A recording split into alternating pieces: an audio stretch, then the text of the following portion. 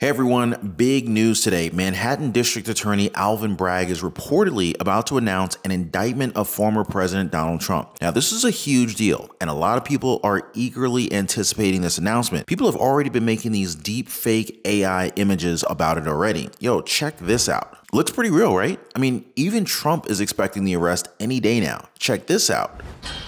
In New York City, former President Donald Trump's legal future is in the hands of a grand jury, set to reconvene today, on the verge of an historic decision, weighing whether to indict the former president for his alleged effort to keep an extramarital affair a secret by paying hush money to adult film actress Stormy Daniels. Ahead of a possible indictment, law enforcement officials are bracing for protests, stepping up security. Former President Trump also preparing for the optics of a potential indictment. The New York Times, citing friends and associates, says he is ready and welcomes the idea of a perp walk, and even, quote, mused openly about whether he should smile for the assembled media. Anyway, it might be tempting to just kind of sit back and enjoy the spectacle of America's Got Trump, but we definitely need to be careful about letting politics overtake the rule of law. I mean, if we're prosecuting Trump for things like this and Russian President Vladimir Putin for the war, maybe we should also be taking a look at Bush, Obama, and Biden. They've definitely got some skeletons hanging in their closets. But what do you guys think? Should we get these people in front of a judge, or better yet, in front of the American people? Just drop a quick comment, yes or no, down in the comments down below. Now, with all the uncertainty in the economy and the financial markets, it is definitely a smart idea to take a long, hard look at the financial products that you've been using and shop around for the best options. It's not just about finding the best deal. It's also, finding the smartest way to diversify your finances. Whether it's bank accounts, credit cards, insurance policies, gold. Oh, and by the way, for the best way to invest in gold, hit the link in the description down below this video. I mean, maybe it's taking the time to shop around and compare options and how those options can actually save you money and help you to achieve your financial freedom goals that much faster. So my question for you guys is this: have you ever shopped around for financial products? And if so, what was your experience like? Let's discuss it down below in the comments. All right, so Trump says he'll be arrested this week, and the ICC has issued an arrest warrant for Putin. Let's just hope that the government at the head of these agencies are squeaky clean and they don't have a history of criminal offenses themselves. So here's the thing. Some experts are saying that the Manhattan District Attorney Alvin Bragg's case against Trump is less about the actual criminal prosecution and more like a made-for-TV spectacle. Basically, while Trump might be in some serious legal trouble over the ongoing Mar-a-Lago investigation, the case that Bragg is bringing against him, it seems pretty weak from a legal perspective. It might be more politically popular than actually legally sound. Now, the problem is that Bragg is trying to twist state laws to make a federal case against Trump for paying hush money to former stripper Stormy Daniels. The thing is, it's really hard to prove that paying someone to cover up an affair was done for political purposes rather than just to avoid embarrassment or other reasons. And it's not like Trump hasn't been investigated for this before. In fact, the Southern District of New York's U.S. Attorney General's office, they already looked into this and ultimately decided not to prosecute him for violating election laws. But now Bragg seems to have changed his mind, and he's pushing again. He's pushing ahead with the case anyway, even though he initially expressed doubts about it and caused two lead prosecutors to resign in protest. Now, one of those prosecutors, Mark F. Pomerantz, he even wrote a book detailing the case against Trump, which some people are saying was pretty unprofessional and improper. Now, of course, none of the legal issues are probably going to matter that much in the court of public opinion. Lots of people will be happy to see Trump on trial, even if it isn't particularly strong. But it's important to remember that when politics starts to influence the legal systems, then things can get really messy. Using criminal prosecution as a weapon against political opponents, that's a tactic that is all too common in some countries, and it can seriously damage the integrity of the justice system. So while it might be tempting to just kind of sit back and enjoy the spectacle of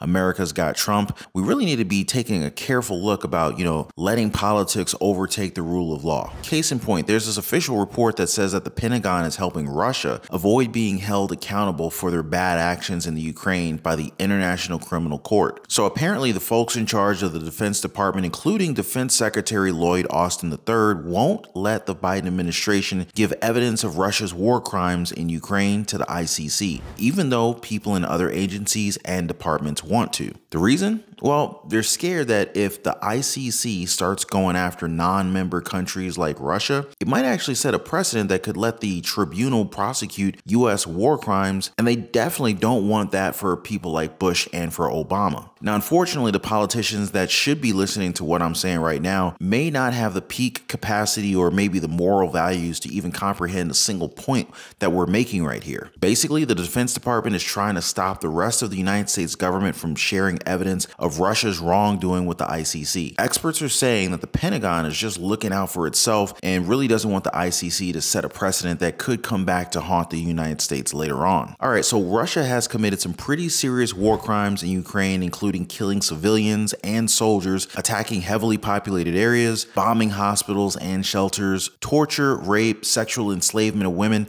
and children, and stealing kids. But here's the real scoop. American troops and contractors have also done some of these things in U.S. attacks, invasions, occupations, and peacekeeping operations since the ICC was created in 1998. President Biden has called Putin a war criminal and wants him to face trial for Russia's actions in the Ukraine. The U.S. Congress has even tried to find ways to help the ICC prosecute Russian war crimes without subjecting the U.S. to the court's authority. But a law signed by former President George W. Bush prevents the U.S. Congress from giving money or any other aid to the ICC, and it allows the U.S. to use all means necessary and appropriate, even if it means invading the Netherlands to get to any U.S. or allied personnel released from the court's custody. So even though Congress has passed laws to help the ICC go after Russians who commit war crimes in Ukraine, the Pentagon is blocking the sharing of evidence. So basically it's a matter of they can't answer the question, so they smear the questioner. A pretty visible tactic to combat, if you ask me. Now, the trouble is that the majority of people are just trained to just obey anything that they are told is true. Now, the government and the mainstream media brainwashing is real, guys. In March 2020, the ICC decided that it could investigate war crimes committed by all sides of the Afghan war, including those at secret CIA prisons in Eastern Europe. The Trump administration didn't like that and put sanctions on ICC lawyers and investigators, as well as journalists who provide evidence of U.S. war crimes. But a federal judge stopped Trump's executive order authorizing the sanctions. Last September, the ICC, under new prosecutor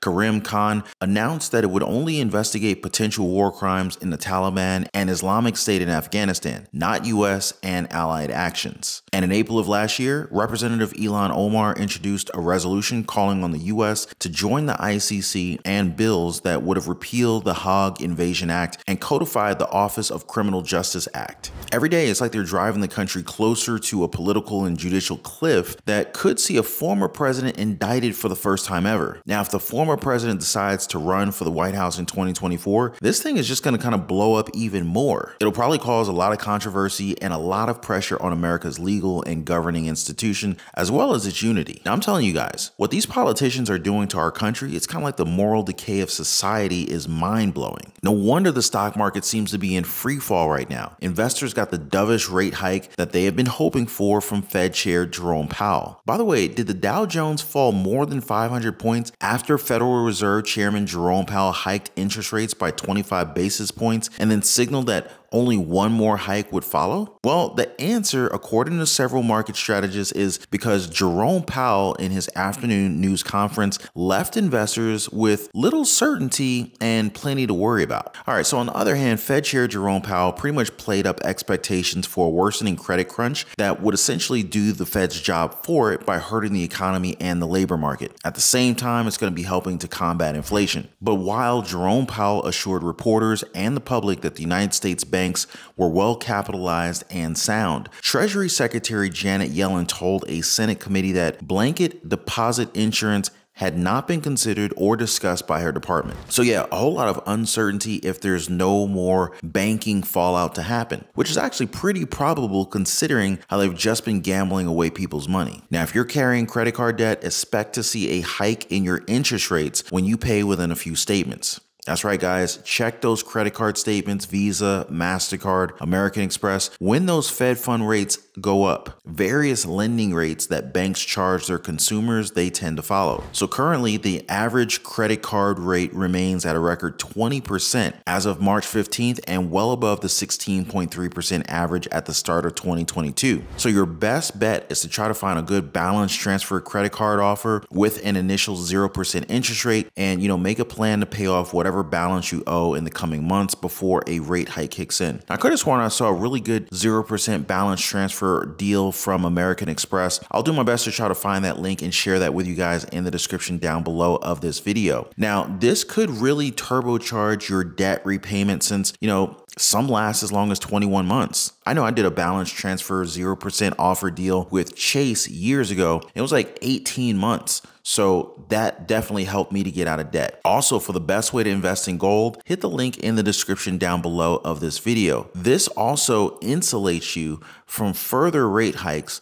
and it gives you a runway to kind of get the debt paid off once and for all. Now, once you get out of debt, stay out of debt, guys. But first, find out what, if any, fees that you might have to pay back. So when you're looking at paying off debt or getting out of debt with your credit cards, you want to look for things like balance transfer fees or other annual fees that could potentially penalize you, for being late or, for missed payments during that zero rate period. Now, the best strategy is just to always pay off as much of your existing balance as possible on time every month before that zero rate period ends. Otherwise, any remaining balance would likely be subject to a new interest rate that could possibly be higher than what you had before. So if rates continue to rise, if you don't do balance transfers to a zero rate credit card, another option might be to get a relatively low fixed rate personal loan from a bank, maybe Lending Tree, maybe Bank of America, Chase, maybe even a local credit union. But the best rate that you can get will definitely depend on your income, your credit score,